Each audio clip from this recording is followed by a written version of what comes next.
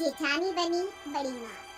लोग कहते हैं कि वक्त के साथ हर जख्म भर जाता है, लेकिन मुझे लगता है कि एक दर्द है जो कभी नहीं भर सकता, और वो है माँ ना बनने का दर्द। ये दर्द ऐसा होता है जो वक्त के साथ शायद और ज्यादा गहरा होता जाता है। हर औरत का सपना होता है कि उनके आंगन में किलकारियां गूंजे, लेकिन जिनका ये सपना पूरा नहीं होता, उनके लिए इस दर्द से गुजरना काफी मुश्किल होता जाता है। अग्रवाल परिवार की बड़ी बहू ज्योति बहुत अच्छी है, कामकाज में, उठने बैठने में और दिखने में भी काफी सुंदर है। लेकिन शादी के 8 सालों के बाद भी आकाश और ज्योति की कोई संतान नहीं, पर वो अपने छोटे देवर अनुज को बिल्कुल अपने बेटे जैसा ही रखते हैं। अब उसकी भी जल्दी ही शादी होने वाली है। अरे कावेरी, बधाई हो, अब तो तेरी छोटी बहू भी आने वाली है। अब तो कावेरी और भी ज्यादा फ्री हो जाएगी। फ्री नहीं होती अगर पोते पोती होते, उसी में लगी रहती। लेकिन खैर, अब क्या कर सकते हैं। अरे ज्योति बहू, तूने किसी डॉक्टर को दिखाया क्या? नहीं जी बुआ जी, दिखाया है, दवाई चल रही है। अब जो किस्मत पे होगा वही होगा। तू ना अपना दिल छोटा मत कर, अनुज भी तो तेरे बेटे जैसा ही है ना। अरे अब ये सब बातें छोड़ो और नई दुल्हन के आने की तैयारी करो। ज्योति बहू, जा तू भी तैयार हो जा। जी माँ जी। कावेरी के घर में नई बहू के आने की तैयारियां तो चल रही थी, पर उसी बीच हर किसी की नजर ज्योति की खाली गोद पर थी, जिस वजह से ज्योति को रिश्तेदारों के सवालों के जवाब देने पड़ रहे थे। क्या हुआ? फिर किसी ने कुछ कह दिया क्या? अब तो मुझे आदत ही हो गई है ऐसे सवालों की। आदत हो गई है, फिर भी तुम उदास क्यों लग रही हो? कभी कभी सोचती हूँ कि काश मेरी भी गोद भरी होती तो आज मुझसे ये रिश्तेदार सवाल जवाब तो ना करते। हमारा बच्चा नहीं हो रहा, इसमें तुम्हारे अकेले की तो गलती नहीं है ज्योति, और हमारा पूरा परिवार जानता है कि तुम कितनी अच्छी हो। इसके लिए सबके बारे में मत सोचो। चलो, अब अनुज की बारात निकल रही है ना, चलो आ जाओ। जी चलिए। अनुज की शादी धूमधाम से संपन्न हो गई। सब लोगों ने बड़ी धूमधाम से नई दुल्हन का स्वागत भी किया। ज्योति भी काफी खुश थी कि उसकी देवरानी आ चुकी थी। वो उसे बिल्कुल अपनी बहन की तरह ट्रीट कर रही थी। अच्छा हुआ भाभी, आप मुझे कमरे में ले आई। मैं सच में ना बहुत ज्यादा थकी थी। जानती हूँ, तुम्हारा चेहरा ही मुरझा गया था, इसलिए मैं बहाने से तुम्हें तुम्हारे कमरे में ले आई। अब यहाँ थोड़ी देर आराम कर लो, तुम्हें अच्छा लगेगा। मुझे तो लग रहा था कि पता नहीं कि मेरी जेठानी कैसी होगी, लेकिन भाभी आप तो बहुत अच्छी हैं। अरे हम जेठानी देवरानी की तरह नहीं, बहनों की तरह रहेंगे, ठीक है? अब तुम आराम करो, मैं तुम्हारे लिए कुछ खाने को भेजती हूँ। जी ठीक है भाभी। ये लो, अनुज भी आ गया। अनुज, आयुषी का ख्याल रखना, वो बहुत थकी है। मैं तुम दोनों के लिए कुछ खाने को भेजती हूँ। जी ठीक है भाभी। तुम्हारी भाभी सच में कितनी अच्छी है। वो तो मुझसे बहुत प्यार से पेश आ रही थी। वो मुझसे भी बहुत प्यार करती है, बिल्कुल अपने बेटे जैसा रखती है। लेकिन पता नहीं क्यों अच्छे लोगों के साथ ऐसा बुरा क्यों होता है। मतलब क्या कहना चाह रहे हो तुम? तुम्हें पता ही है, भैया और भाभी का कोई बच्चा नहीं है। भाभी का कोई बच्चा नहीं है, लेकिन उनमें इतनी ममता है, ये किसी को नहीं दिखता। अक्सर हमारे रिश्तेदार भाभी को सुनाते रहते हैं, उनसे सवाल करते रहते हैं, और मुझे ये बिल्कुल अच्छा नहीं लगता। समझ सकती हूँ, पर तुम चिंता मत करो, भाभी और मैं हमेशा अच्छे से रहेंगे, कभी लड़ेंगे नहीं। अच्छी बात है, मुझे पता है तुम समझदार हो। और देखना, भाभी भी तुम्हें कितना प्यार से रखती हैं। आयुषी समझदार लड़की थी। ज्योति के साथ उसका रिश्ता काफी प्यारा सा था और उनका वक्त अच्छे से कट जाता था। लेकिन पिछले 2 दिन से आयुषी की तबीयत कुछ खराब रहने लगी थी। आयुषी, क्या हुआ? आज भी उल्टी जैसा लग रहा है क्या? हाँ भाभी, समझ में नहीं आ रहा क्यों हो रहा है। शायद उस दिन मैंने गोलगप्पे कुछ ज्यादा खा लिए थे ना। हाँ, ऐसा ही हुआ होगा। तू ना ये चूरन खा ले, कुछ नहीं होगा। नहीं नहीं नहीं आयुषी, हम डॉक्टर के पास चलते हैं। अरे भाभी, कुछ नहीं है। नहीं, मुझे कुछ और बात लग रही है, इसलिए हम अभी ही डॉक्टर के पास चलते हैं। ठीक है, चले जाओ दोनों, अगर ज्योति कह रही है तो। ज्योति आयुषी को डॉक्टर के पास ले जाती है, पर उन्हें आने में काफी समय हो जाता है। अरे माँ, ज्योति और आयुषी दिखाई नहीं दे रहे। अरे ज्योति आयुषी को डॉक्टर के पास ले गई है, उसकी तबीयत 2 दिन से ठीक नहीं थी ना। अरे पर अब तक तो उन्हें आ जाना चाहिए था। हाँ, वैसे उन्हें गए भी काफी देर हो गई है। ये लो, नाम लिया और और डॉक्टर ने सब ठीक है ना? सब ठीक नहीं है। डॉक्टर ने कहा है कि अब हमें आयुषी का ज्यादा ध्यान रखना होगा। ज्यादा ध्यान क्यों? कुछ हुआ है क्या आयुषी को भाभी? हुआ नहीं है, पर जल्दी ही होने वाला है। बस यही कुछ 9 महीनों में। क्या? आयुषी सच में? बधाई हो देवर जी, आप पापा बनने वाले हैं। क्या? अरे वाह, मैं दादी बनने वाली हूँ। अरे कहीं खुशी से मर ना जाऊं। यहाँ आ जा बहू, मैं तेरी नजर उतार लेती हूँ। बधाई हो अनुज, आज मैं बहुत खुश हूँ। थैंक यू भैया। ज्योति तुम ठीक हो ना? हाँ, मैं ठीक हूँ। अनुज और आयुषी माता पिता बनने वाले हैं। इससे बड़ी खुशी और क्या हो सकती है? ज्योति अपनी देवरानी के लिए खुश थी, लेकिन कहीं ना कहीं उसका मन अपना बच्चा ना होने के लिए रो भी रहा था। लेकिन वो अपने दुख से आयुषी की खुशी को खराब नहीं करना चाहती थी, इसलिए उसने अपने चेहरे पर अपना दर्द नहीं आने दिया। आयुषी उठ जा, लो पहले ये दूध पी लो, फिर आराम करना, ठीक है? अरे ये क्या, 11 बज रहे हैं सुबह के? मुझे इतनी नींद आ गई, पता ही नहीं चला। अरे कोई बात नहीं, तुम माँ बनने वाली हो ना, होता है ऐसे में, अक्सर नींद आती है। भाभी पर आपको अकेले काम करना पड़ा होगा ना सारा, मैं इतनी देर तक सोती ही रह गई। अरे अब इन सब के बारे में मत सोचो, ये लो दूध पी लो और फिर आराम करो। हाँ, थैंक यू भाभी। आयुषी जब से प्रेग्नेंट हुई थी तब से ज्योति उसका इतना ध्यान रखती थी जितना उसके मायके वाले भी नहीं रख रहे थे। आयुषी, मैं 4 दिनों के लिए अपने मायके जा रही हूँ। मेरी माँ की तबीयत ठीक नहीं है, पर मेरे पीछे अपना अच्छे से ख्याल रखना, ठीक है? अच्छे से खाना पीना और आराम करना। जी भाभी, आप आंटी जी का ध्यान रखिएगा, मेरी चिंता मत कीजिएगा। अरे ज्योति तू जा, हम है ना, और इसकी भाभी भी तो है, हम उसे बुलवा लेंगे, वो इसका ख्याल रख लेगी। ठीक है माँ जी, अब मैं चलती हूँ, मेरी ट्रेन का वक्त हो रहा है। ज्योति 4 दिन के लिए अपनी माँ के पास गई हुई थी और इसके पीछे आयुषी ने अपनी भाभी महिमा को फोन लगाया, ये कहने के लिए कि वो उसके पास आकर रहे, जिससे आयुषी को थोड़ी सी मदद हो जाए। भाभी, मेरी जेठानी कुछ दिनों के लिए अपने मायके गई हुई है, अगर आप बस 4 दिनों के लिए यहाँ आ जाती तो मेरे लिए अच्छा हो जाता। आयुषी, 4 दिन के लिए मैं कैसे आ सकती हूँ? मेरा खुद का भी तो घर है, तेरे भैया ऑफिस जाते हैं और मुझे भी घर में काम होता है। तेरी सास है ना, वो रख लेगी तेरा ख्याल। उनकी भी अब उम्र हो गई है ना भाभी, वो इतना काम नहीं कर पाती। सॉरी, पर मैं तो नहीं आ सकती आयुषी, तो अपने ससुराल पक्ष में से ही किसी से पूछ ले। ठीक है भाभी, भाभी तो नहीं मान रही, मैं बुआ जी से ही पूछ लेती हूँ। आयुषी ने अपने मायके वालों से और ससुराल वालों से दोनों से पूछा, लेकिन किसी ने उसकी मदद नहीं की। कावेरी भी उसका उस तरह ध्यान नहीं रख पा रही थी जिस तरह ज्योति उसका ख्याल रखती थी, जिस वजह से आयुषी को अब कमर में काफी दर्द रहने लगा था। क्या हुआ, फिर से कमर में दर्द हो रहा है क्या? हाँ, अब प्रेगनेंसी में तो ये सब लगा ही रहता है, पर भाभी थी तो मेरा बहुत अच्छे से ख्याल रखती थी। हाँ वो तो है, पर तुम चिंता मत करो, कल भाभी वापस आ रही हैं। अच्छा, चलो ये बहुत अच्छी बात है, भाभी आ जाएगी तो सब ठीक हो जाएगा।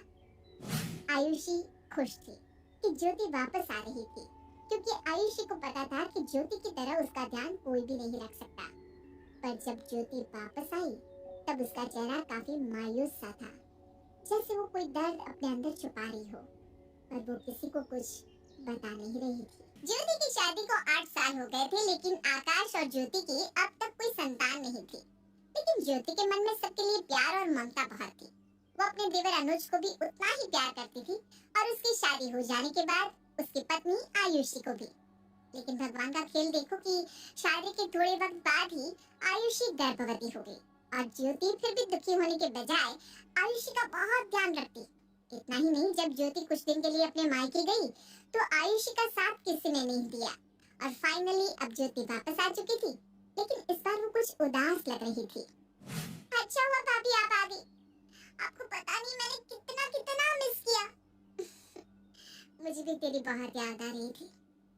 वो सब छोड़, ये बता कैसी है तू? अरे कुछ मत पूछ ज्योति बहू, तेरे जाने के बाद ना इसके मायके से कोई आया इसके देखभाल को और ना हमारे रिश्तेदारों में से किसी ने इसकी खबर ली। अरे इसकी कमर में ना बहुत ज्यादा दर्द हो गया है, ना ठीक से उठ पा रही है ना बैठ पा रही है। कैसे?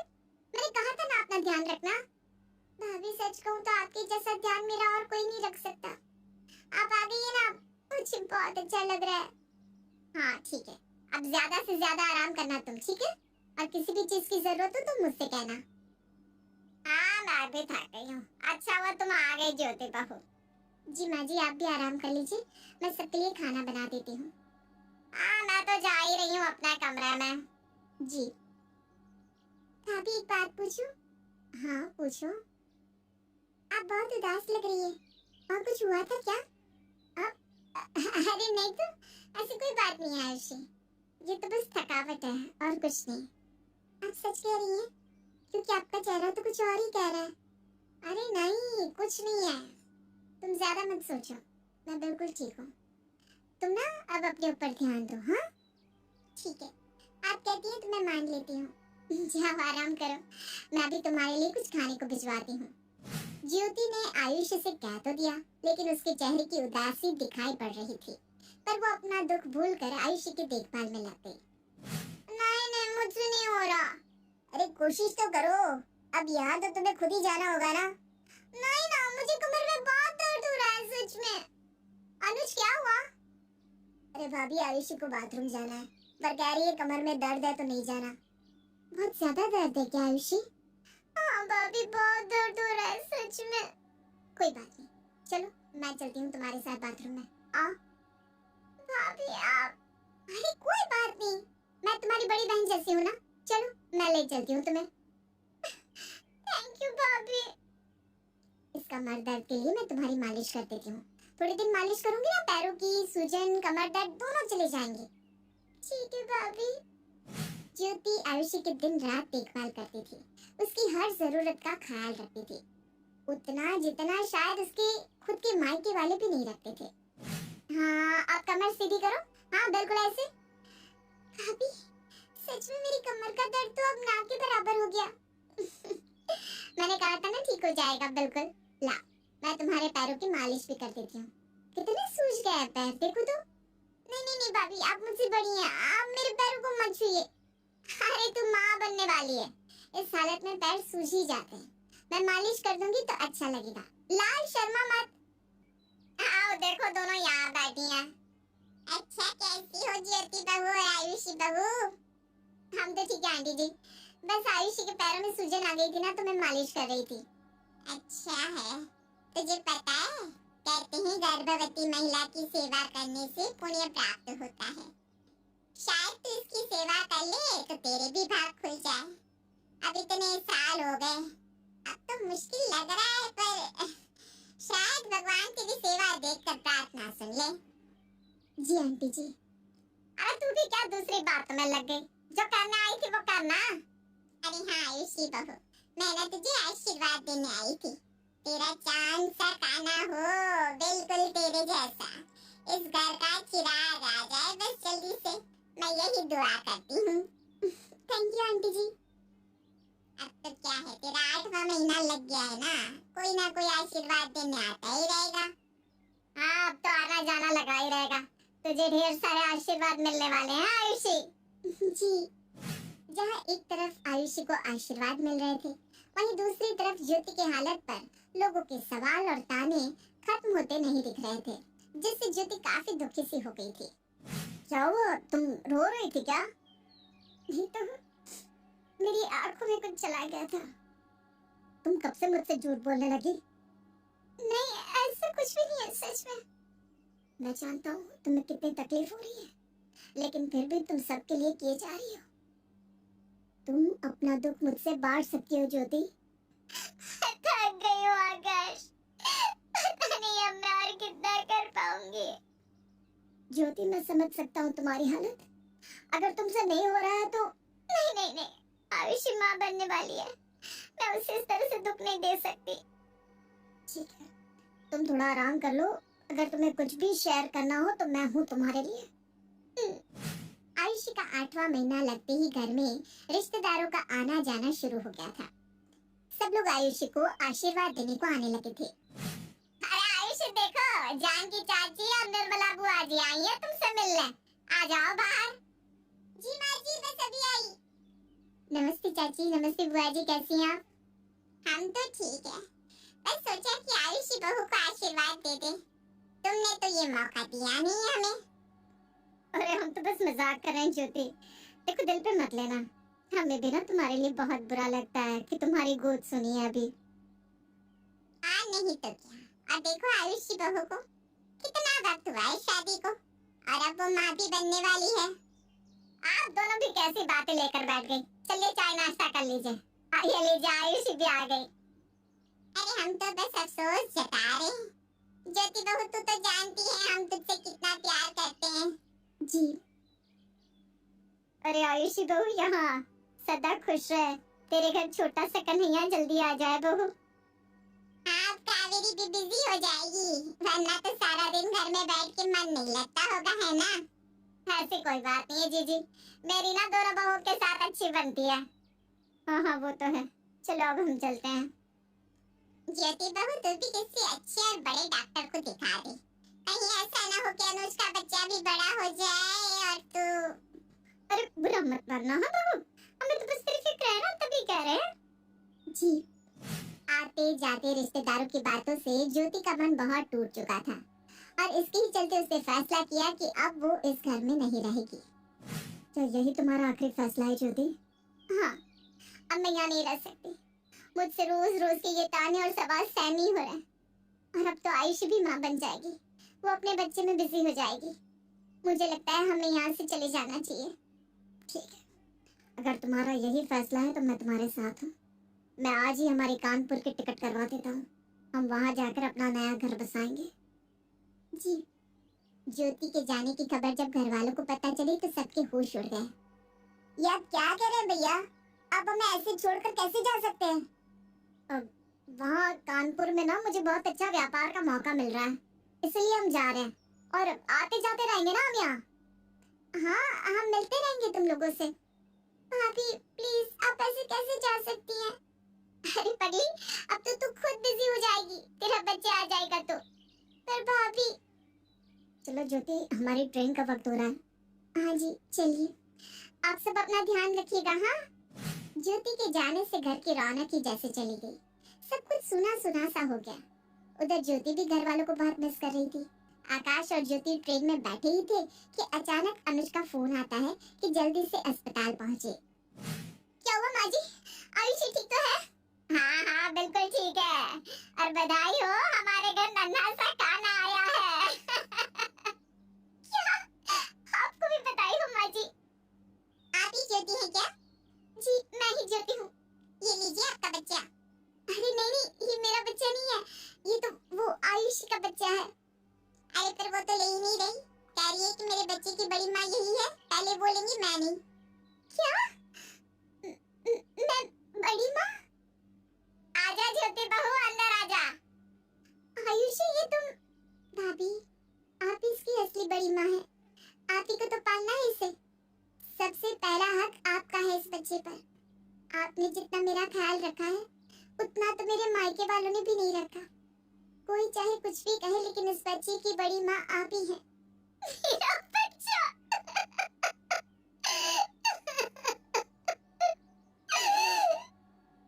अब तो आपकी बाहों में इस बच्चे की मुंह की बेड़ियां लग गई है भाभी।